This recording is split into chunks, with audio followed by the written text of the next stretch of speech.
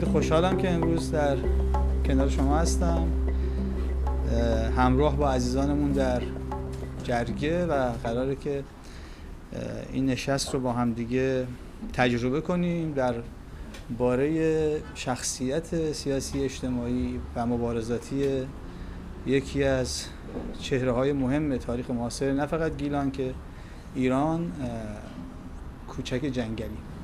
یه توضیح کوتاهی میدم که چرا مهم پرداختن به مسئله کوچک جنگلی، به ویژه در این ایام اخیر که فضاهای مجازی و رسانه‌های شخصی خیلی پررنگ اثرگذارن در زندگی مردم. حتما دیدید دیگه قضاوت‌ها و داوری‌ها در مورد شخصیت‌های به ویژه سیاسی در ایران معاصر خیلی پررنگ جلوه میکنه، خیلی تصمیمات و داوری‌ها احساسیه و خیلی هاشم بر اساس اون اطلاعاتی که توسط برخی از تاریخ پژوه‌ها یا علاقه‌مندان و کنشگران حوزه تاریخ که دیگه حالا ستاره‌های عرصه مجازی هم هستند اتفاق میفته. به خصوص در مورد شخصیت کوچک جنگلی این اتفاق افتاده. حالا چرا این ابهامات و این شبهات پیرامون این شخصیت خیلی پررنگ؟ شاید برگرده به نوع رویکرد حاکمیت پهلوی که بلافاصله بعد از به هر حال افول جنبش جنگل برآمد در حوزه سیاست یا حکمرانی ایران. به هر حال جنبش جنگل و خود میرزا رهبری یک جنبش چریکی، یک جنبش مسلحانه رو داشت. طبیعیه که حاکمیت خیلی تمایل نداره که اون نوع از کنش سیاسی اجتماعی دیده بشه یا مقبول واقع بشه برای توده مردم. احتمالاً این گونه است. برای همینه که ما به خصوص در ایام پهلوی دو دوره خیلی علاقه‌مندی نمی‌بینیم برای تبیین ماجرای جنگل یا خود شخصیت کوچک جنگلی و گاهی هم گویی یک تبلیغات سویی بر علیه این جریان اتفاق افتاده. اما در بعد از پیروزی انقلاب اسلامی هم به گونه دیگه مسئله کوچک جنگلی شاید دستخوش برخی مطامع سیاسی که معطوف به شیوه‌های حکمرانی شده، به خصوص زمانی که از کوچک جنگلی به عنوان یک شخصیت روحانی یاد میشه و به هر حال دستگاه تبلیغاتی حکمرانی میرن و میخوان که این شخصیت رو از آن خودشون بکنن. طبیعی دیگه، ما در این چند ساله اخیر تجربه کردیم که هر چیزی رو، هر پدیده‌ای رو، هر شخصیتی رو که دستگاه حاکمه میره براش تبلیغات بکنه، عموماً یک رویکرد منفی رو اکثریت حداقل نسل جوان باش دارن و نسبت به اون ابراز میکنن. شاید این دو اتفاق در ایران معاصر سبب شده که شخصیت میرزا یا همون کوچک جنگلی خیلی اون گونه که باید تبیین نشده یا واقعیت‌هاش برای به خصوص نسل تازه تبیین نشده. به هر حال این نشست قراره که با همراهی یکی از شخصیت‌هایی که در این حوزه خیلی فعالیت کرده، کار پژوهشی کرده، به این موضوع بپردازه. ما در خدمت جناب آقای عظیمی هستیم و قراره به این موضوع بپردازیم. سعی خواهیم کرد که این گفتگو فقط امکانی رو فراهم کنه که ما نظرات ایشون رو بشنویم. صاحب نظر هستن. کتابی هم اخیراً از ایشون منتشر شده با نام کوچک جنگلی، در واقع شخصیتی که باید از نو شناخت، حاوی مقالاتی که ایشون پیشتر نوشته بودند و فکر میکنم که خوب به مسئله پرداخته شده در اون کتاب. به هر حال در ابتدای برنامه صحبت‌های خود جناب عظیمی میشنویم و بعد گفتگو خواهیم کرد و حتما پرسش و پاسخ هم خواهیم داشت. اینم اشاره کنم که این موضوع انقدر مهم هست که فکر میکنم جلسات دیگری هم داشته باشیم با عزیزان دیگری که در این زمینه صاحب نظر هستن. من از جناب آقای عظیمی دعوت میکنم که بله، به افتخارشون سلام عرض میکنم و خیر مقدم میگم به دوستانی که تشریف آوردن. وقتی ما از کوچکان صحبت میکنیم بیشتر یک دوره 15 ساله هست که از 1285 تا 1300 تو این دوره است که ما کوچکان رو به صورت یک کنشگر فعال سیاسی میبینیم. قبل از اون حقیقتاً چیزهای خیلی اندکی میدونیم و مهم هست، ولی که چون شخصیتش در اون دوره ها ساخته شد، ولی در این پروسه 15 ساله است که ما تغییرات خیلی زیادی در کوچکان ببینیم. ما در اولین تظاهرش در مشروطیت اونو در انجمن روحانیون گیلان میبینیم، مشروطه خواه البته. میدونیم که در مشروطه گیلان مثل مشروطه ایران ما روحانیون رو در 2 تا جبهه مختلف میبینیم، یکی در مشروطه و یکی در مشروعه. در گیلان هم این داستان بسیار قوی بود و یه شخصیتی داشتیم که همه میدونیم، مولا محمد خمامی، که اون رو شیخ فضلالله گیلان میگفتن و دفاع از مشروط توسط کوچکان در اون دوره خیلی شجاعت میخواست از منظر یک روحانی، ولی ایشون این کاری کرده و میدونیم که در همون انجمن روحانیون گیلان ایشون یکی از اون فعالان برجسته این انجمن بود.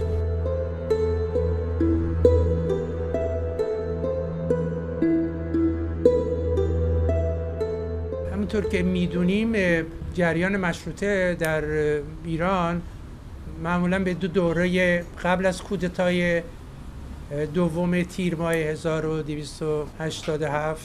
یعنی کودتایی که لیاخوف و محمد علی شاه انجام دادن و مشروطه و مجلس رو برانداختن و بعد از اون تقسیم میشه. یکی از اون پروسه هایی که منجر به تحول شخصیت کوچکان شد همین فرارش هست بعد از کودتا از گیلان. میدونیم که سردار افخم رو محمد علی شاه شخصا انتخاب میکنه برای گیلان و ایشون به همه مشروطه‌خواهان، تقریبا مشروطه‌خواهانی که فعال بودن، همهشون فرار میکنن میرن باکو و از اونجا به تفلیس و کوچکان هم تا اون زمان روحانیه و میره اونجا. در تفلیس هست، نامه‌ای به دوستاش مینویسه، اون نامه رو ما در اختیار داریم. در اونجا معلومه که خیلی تغییر کرده نسبت به پیش از اون و میدونیم که برمیگرده او به عنوان یکی دیگه انجمن روحانیون نیست، عضو کمیته ستاره و بعد خیلی گرایش پیدا میکنه به اجتماعیون و عامیون که میدونیم یه گروه تقریبا چپ ایرانی هست، چپ قبل از بولشویکی. یعنی ما 2 تا چپ در جریان چپ داریم در ایران، یه جریان چپ اجتماعیون عامیونه که همون به مفهوم امروزیش سوسیال دموکراتن و یکی هم چپ بولشویکی است که اونا چپ کمونیستیه که بعداً حالا اگر شد توضیح میدم.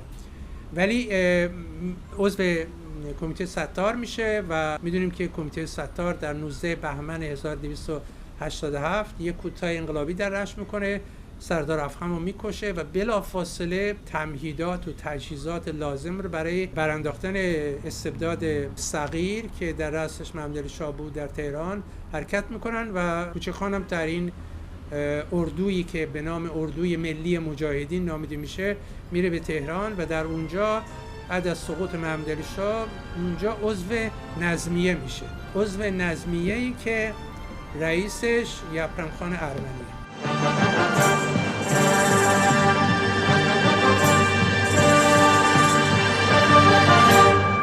در بعد از سقوط استبداد صغیر 2 تا حزب یا 2 تا فرقه ایجاد میشه در تهران به نام فرقه انقلابیون و فرقه اعتدالیون. فرقه انقلابیون همون اجتماعیون عامیون قبلی هست که اسمشون رو بعداً عوض میکنن به نام حزب دموکرات ایران که تقی‌زاده و مساوات و وحید الملک و سلطان میرزا اسکندری و همه اونایی که به اصطلاح از انقلابیون مشروطه رادیکال بودن این حزب تشکیل میدن. و اون طرف هم اعتدالیونه که کوچکان که سردار موحی هست و همینطور آیت الله بهبهانی هست و سپهدار تونکامونی، یعنی اونا در واقع جناحهای راست مشروطه هستن.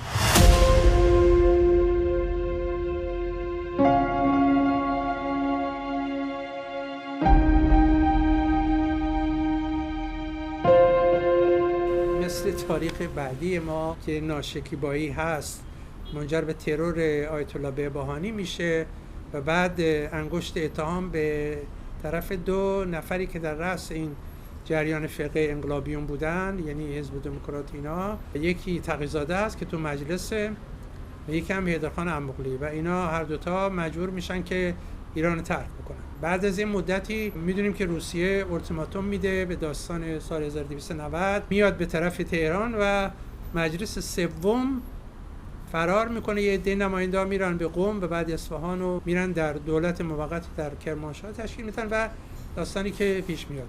کوچکان اما اونجوری که اسناد نشون میده با توافق و توصیه حزب دموکرات و اون دولت موقت میاد به گیلان برای مبارزه با اشغال روسیه که گیلان رو اشغال کرده. این رو بگم که اون زمان یک دیدگاهی وجود داشت که این دیدگاه میگفت که ما باید با عثمانی و آلمان در جنگ اول متحد بشیم علیه روسیه و انگلیس. روسیه انگلیسی که سالها بود ایران رو اشغال کرده بودن و در اینجا به خصوص خیلی زیاد ما گیلانی‌ها، به خصوص گیلان، خیلی ملموس بود اشغال روسیه و اقداماتی که در مشروطیه و بعد از اون انجام داده بود. در نتیجه اینا معتقد بودن که ما باید با آلمان و عثمانی متحد بشیم علیه روسیه و انگلیس و این کار هم میکنن دیگه. دولت موقت انقلابی که در غرب تشکیل میشه همین کار میکنه، ولی خب روسیه و انگلیس پیروز میشن. کوچکان هم در سال 1293 میاد به گیلان، در مرداد 1294 جنبش جنگل رو با 5-6 نفر تشکیل میدن و داستان شروع میشه. بعد هم هیئت اتحاد اسلام که اکثر اونها روحانی بودن و اونایی هم که روحانی نبودن تفکراتشون روحانی بود، مثل املشی، مثل حاجی احمد کسمایی، به کمک کوچکان میان به اینها در بعد از اینکه انقلاب فوریه در 1917 در روسیه اتفاق میفته و دولت روسیه سرنگون میشه، در واقع ارتش روسیه که اینجا رو اشغال کرده بود و طرف مقابله با جنگلیا بود تقریبا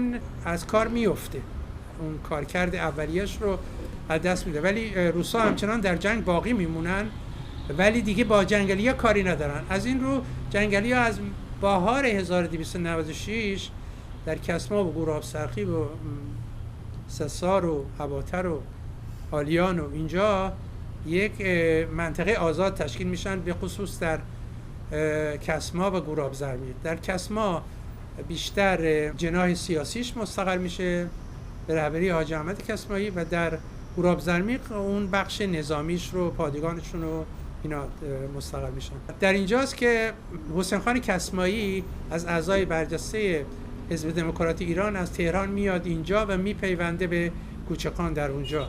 یه جریانی در داخل تشکیلات جنگل شکل میگیره که اون جریان مشروطه خواه هست، مشروطه خواهان رادیکاله و با اون جریان راست سنتی به رهبری حاجی احمد یک مثلا تقابلی ایجاد میکنن در رهبری این جریان به اصطلاح مدرن مشروطه خواهی در تشکیلات جنگل که حسین خان کسمایی بود و همینطور کوچکان و اون طرف حاجی احمد بود و املشی بود و اون جریان هیئت اتحاد اسلام.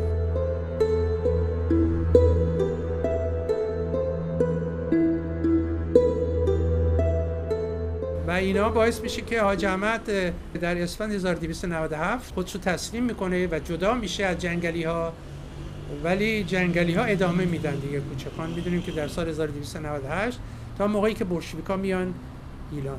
این رو هم بگم که در پاییز 1296 انقلاب اکتبر روی میده، یعنی انقلاب فوریه 2 تا انقلاب بود که اونجا سوسیال دموکرات‌ها کرنسکی و هم تو پلقانوف و اونا روی کار میان و در انقلاب اکتبر 1296 آبان 1296 بولشویکا روی کار میان که خب اینا برنامه انقلابی خیلی مشخصی دارن. هر کسی که میخواد در مورد جنگل کار کنه بدون شناخت این جریان بولشویکی حقیقتاً موفق نیست. باید این تفکر بولشویکی و چپ بولشویکی رو کاملا دقیق بشناسه که اونا چی بودن. به همین دلیل بعد از اینکه اینا میدونیم که اونا سخت تحت فشار سفیدا بودن، یعنی ضد انقلاب اکتبر که همه تقریبا کشورهای سرمایه‌داری از دشمنای بولشویک‌ها حمایت میکردن. میدونیم که اینا 2-3 سال در فقط پترزبورگ و مسکو محاصره بودن و بقیه دست سفیدا بود. از جمله وقتی که انقلاب اکتبر صورت میگیره لنین دستور میده که ارتش روسیه از ایران و گیلان عقب نشینی کنه که اونا یک قسمتی که بولشویک‌ها رو قبول داشتن در ایران میمونن و میرن طرف ارتش انگلیس و بقیه میرن، در نتیجه اینجا آزاد میشه دیگه، تقریبا میفته دست بولشویک‌ها.